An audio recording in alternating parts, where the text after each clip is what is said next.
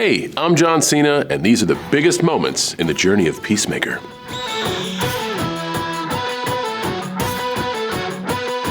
This is Christopher Smith, known as Peacemaker. His father was a soldier who trained his son how to kill from the moment he was born. I think, and I kind of view this to every opportunity I'm fortunate enough to get, I try to read the story as much as I can. And that doesn't mean the comic books, that means the script in front of me. I try to come up with my own ideas and know my lines. Be coachable. Be as coachable as you can. There's a saying in WWE that was just reintroduced to me and really bears a lot of weight, that every superstar needs to be produced.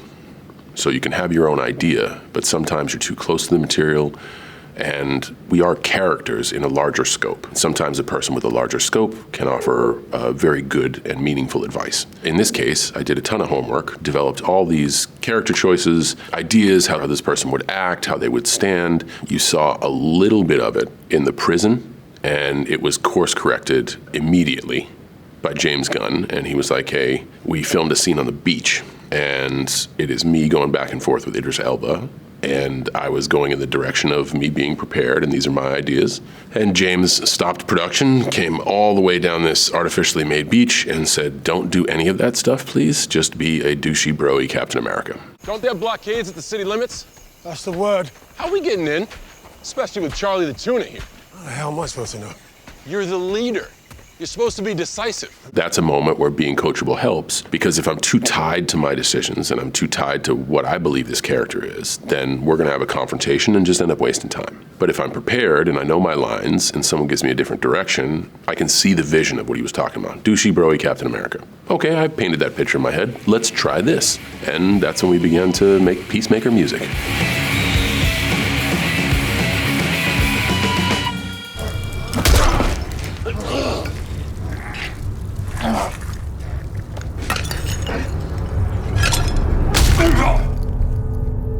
To know that Peacemaker is willing to kill for peace is important, because he does. And he kills a person who he looks up to and who he's developed a friendship with. What we know about Chris Smith through the film is he doesn't have many friends. And when he falls in with this ragtag group of people, there's a scene at the cantina where everyone is having drinks and sharing and getting along, and like you can see him leaning into having friends for the first time. We don't know any of the backstory from season 1. We don't know about how he's brought up. We don't know about his brother. We don't know any of that stuff. You can give a note about like, this guy's kind of a social outcast, and that can stick. He's found somebody in lockstep like Rick Flag, where he admires this person. It's everything he wants to be. Who are you going to show that to? Press. People deserve to know.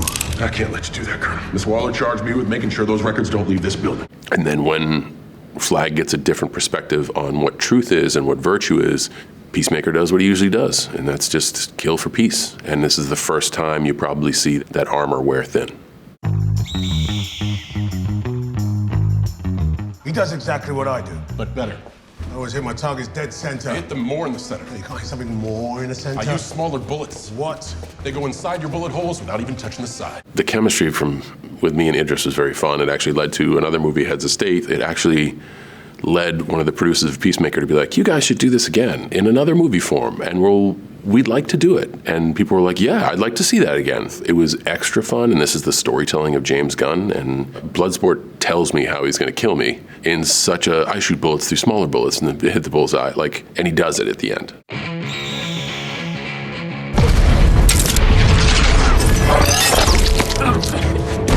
The character's demise is predicted and then executed in beautiful visual fashion. You think, because, he got shot in the carotid and a building falls on him, that's the end of Peacemaker. Lo and behold, that's not true.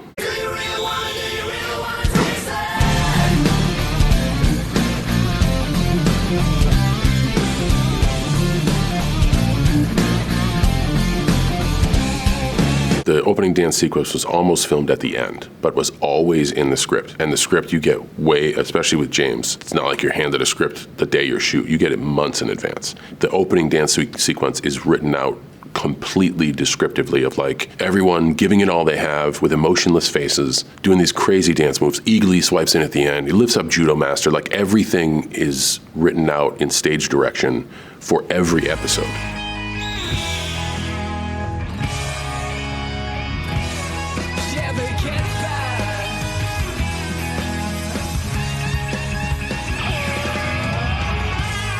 got really talented and funny people. Steve Agee's incredible. Freddie Stroma's extremely funny. Best dancer, Jen Holland is good. Very good. Danielle Brooks, also very good. I think they're tied for first. Freddie Stroma. I think it's a three-way tie. Freddie Stroma. I think John Economos, Steve Agee, and myself are the worst. Like, it's an eclectic cast. Danielle's very outgoing and very boisterous, and Steve's sense of humor is dark. A lot of it aligns with mine. I think Freddie Stroma is like, he's a chameleon. He can fit in any room. And Jen's true dedication to hardcore and standoffishness, it's not who Jen is, but her kind of being in character allowed her to develop her own, like, stoic sense of humor. This is Harcourt, who you may know from Waller's team at Belle. She'll be a handler in the field. It's this serious interrogation, but like I said, you have Economos eating 4-year-old olives because Peacemaker's been in jail. It shows a very human side to what normally would be a very dramatic scene. John Economos, who you may also know as Tech and Tactics. Hey, dude, you're eating 4-year-old olives out of my fridge. Peacemaker's trailer or mobile home is such a shit pit, and he has like such weird stuff all over the place. It's a very humanizing look at this superhero universe. Hey, Dad. I think once you meet Peacemaker's father, you kind of get a deeper feel of why he is the way he is. There's certainly a lot of trauma there, and there's like no one talks about anything. It is a culture of like strength through silence, which is never good. You can tell that there's a whole lot of tension, and I think whatever is going through the mind of Robert Patrick's character, Augie, and was going through Christopher Smith's mind, I think Christopher Smith just wants to do good with his life and really wants a I'm proud of you, son, from his dad, and his dad really wishes that Keith didn't die. And although his dad was a vehicle to put them in jeopardy, he certainly blames the tragedy heavily on the shoulders of Chris, and it is such a dysfunctional family. Augie's perspective of life is a bit extreme, and there's that as well. Crazy coincidence, right? Oh, yeah. Yeah, uncanny. Right? Peacemaker is really trying to connect with Harcourt and gets shut down, but then finds someone to give him connection and physical gratification. He's been having a tough go of it. He's now this member of or considered to be this member of a Black Ops team, and as he's going through the dossier, meets this person who they connect with, and he doesn't realize it, but she's really trying to stop him and find the information. But they share coitus first, and that's fun, and he's really happy that he's like everything's coming up Peacemaker. So he puts on his favorite tune and dances. Went to see her just this morning to see how the child might be. She sat there smoking on my cigarette. There's even like a short monologue at the beginning of like, man, I think it's starting to turn around. And he's just doing that victory dance. Just the uniform's questionable, but that's Peacemaker, right?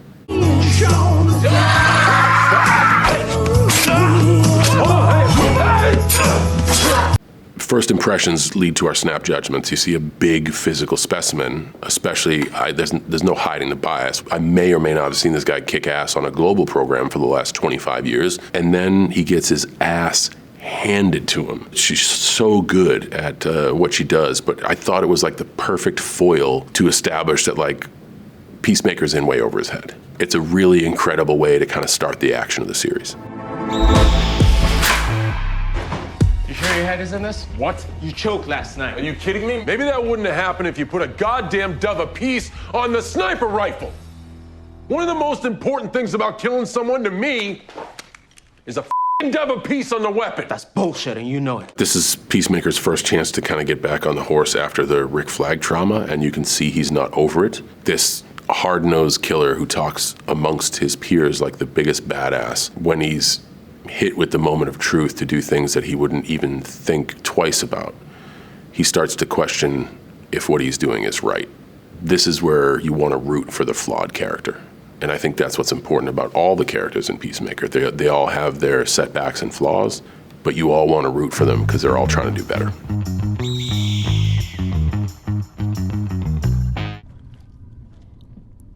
What are you doing? If I keep changing my facial expressions, he won't be able to recognize me in a lineup. That whole torture chamber scene was awesome. We got a few days in there, and filming that was very, very fun. I think that's what makes the Peacemaker group real special. No one's afraid to look a certain way. They just put themselves out there. And again, we all have trust in James that we're gonna be okay. And I think you get great moments like that.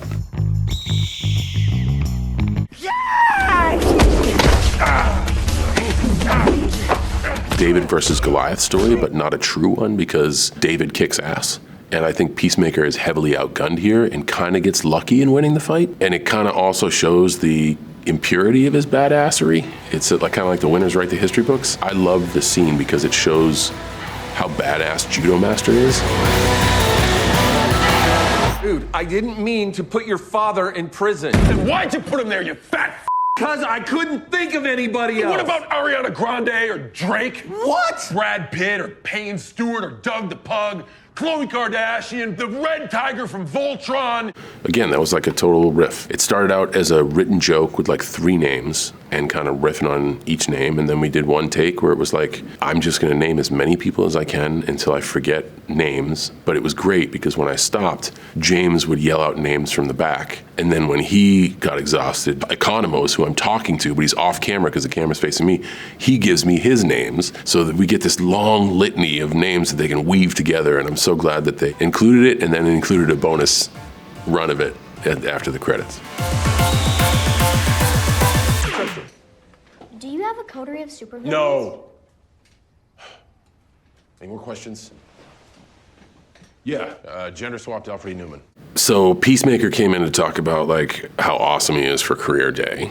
And it is a universe where people kind of know about Peacemaker, and he's saying like his accomplishments, and there are some snarky kids that are like, you didn't really do that, or like you had help from so-and-so, or kind of ripping him down to size. And keep in mind, this is a different time when we were all COVID protected to the max. There's a lot of WWE fans in the group, so to like see this guy show up, it was pretty fun. It was fun, and I can only imagine what it must be like as a young person during that time. It was very stressful as an adult during that time. James cast beautifully, and the fact that Peacemaker is trying to jab with these kids, it's so immature, and it just shows that like this guy really needs a win. He is desperate enough to go to an elementary school class and showcase himself with a full sidearm and all his accoutrements that are responsible for murder and death. And he'll go there and talk about how cool he is, only to be cut down a peg by these students. Yeah, Rubik's Cube World Champion 2025. Why is your pet's name so unoriginal? Why are you my least favorite kid in this class? Because I can see right through you, and I think you're a loser. Written beautifully and like on the square. Again, that's where you begin to see that like Chris Smith is contemplating, am I doing it right? I know James, and he hates that joke. I don't mind it. So in my mind, just to piss him off, yes, that's absolutely what James Gunn meant. He meant, you can't see me. He is throwing shit at his computer right now. Shit! Stop her!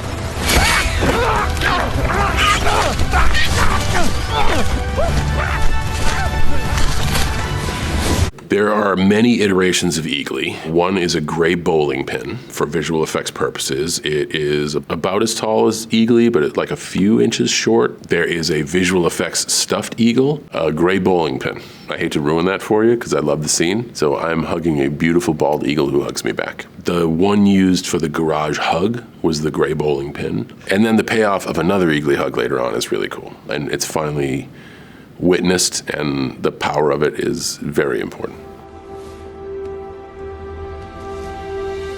This guy's best friend is an animal. It shows his inability to connect with people on a human level. Once you peel back the layers of the onion, the environment he was raised in, the pressure he puts on himself, he's absent from his dad, all the relationships in his life, his chosen profession, how he chooses to constantly defend his father, so hopefully one day he gets an attaboy by alienating everybody else. All that stuff can tell you that like, oh, this eagle is his best friend. And even the eagle is like a snarky kind of piece of shit to Peacemaker. So like I don't know, man, it says a lot. Like this guy's got a lot in his backpack. Well, go ahead and do it, you pussy. I knew you couldn't do it, you because I control you. Whether or not I kill you, you'll never be able to get the away from me. The first time Peacemaker gets the courage to essentially take a life, which is something he did, as we know his backstory, on an absolute regular basis. The first time he gains the courage to make that step is his father. We're all human. So the days where you have nothing left to give, it is tough to give. But the days where you're fully present and there and aware, you can, man, I'll see a commercial or something. Like I have emotional availability when I have the strength to be present. So that was a very important day, and we all have our process, but I was well rested going in. I knew there would be a ton of action. So not only is it just you get ready to be emotionally available, but you got to kick ass and get your ass kicked a little bit, and then you're emotionally available. So it would be like prepping for a game. You got to have enough to get through the game, you know? Activate human torpedo. What?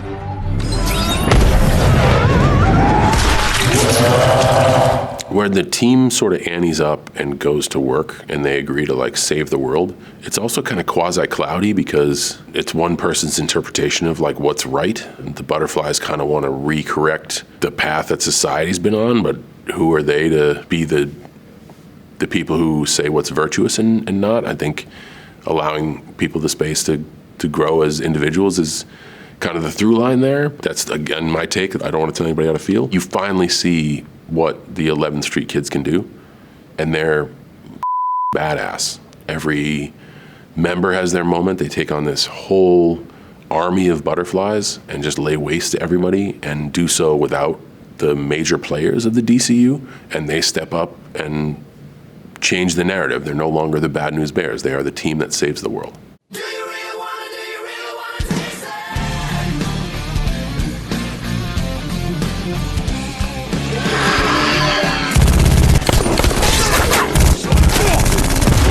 That field scene was awesome because like all of us kick ass and simultaneously. So everyone's training for fight choreography. A lot of the choreography is like intertwined. Steve will come in and do something, and Danielle will do something, and then, you know, Freddie will do something, and then Jen and I interact, and then I go off alone. But like a lot of that stunt choreography is all of us kicking ass together, which is pretty cool.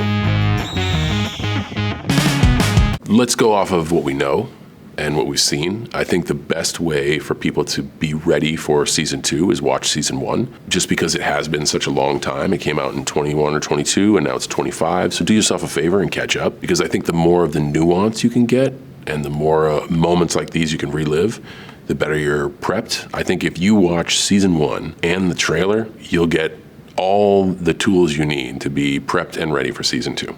And I know that's asking a lot, but hey, you're the one who wants to know what's going on. You'll begin to piece your own puzzle together. You may be missing the middle in one corner, but you'll get a lot of the puzzle.